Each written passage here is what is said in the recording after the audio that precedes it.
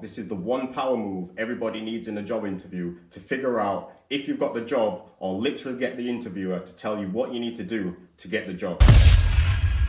We all get to a job interview and we get through the hurdles, we're fighting in the ring, back and forward questions with our interviewer.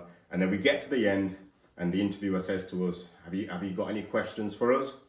And, it's like a crossroads in the interview. You almost want to ask questions to show that you're assertive, you've done your research. But, there's also not too much to ask, especially if it's your first stage interview and, you might have stage 2 and stage 3 yet to go to. So what we need to do, and, the higher you go with your jobs, the more onerous your job title is. This question gets harder to ask, but essentially what we want to ask is, have I got the job? And we want to do this in the nicest, simplest way, and it gets harder as, like I say, as your job gets more onerous and you get promoted in high positions. This question becomes harder to ask. You're dealing with a much stronger interviewer. So we find ways to make sure that we can still ask this question. And the best way I personally think that you should do this is you say to the interviewer, with all the confidence you've got, not being arrogant, take a deep breath before you say it. You say, do I look like somebody who could fulfill this role from what you've seen today?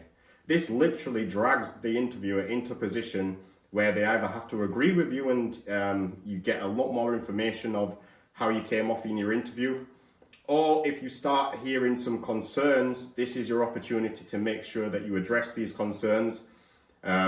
Make sure that you build a rapport with the interviewer. You might think that the interview felt short, and you've asked this question at the end, and you've confirmed that it has felt short. So there you can make some ground up, and this is what I mean about initiating that last question. It gives you time to open up the floor again and really understand how you played your interview and what he thinks about you in the interviewer, or what she thinks about you.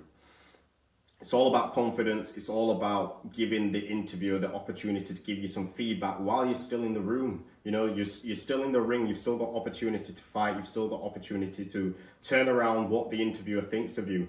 I'm an avid salesman. I've been in sales quite a long time, and I've watched a lot of salesmen. And one thing I admire about salesmen is they can go to any situation and scenario and be able to turn around the scenario.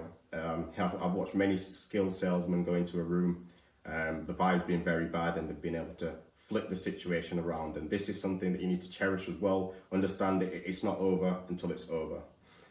The final thing I suggest you do is, once you've left your interview, follow that up with an email.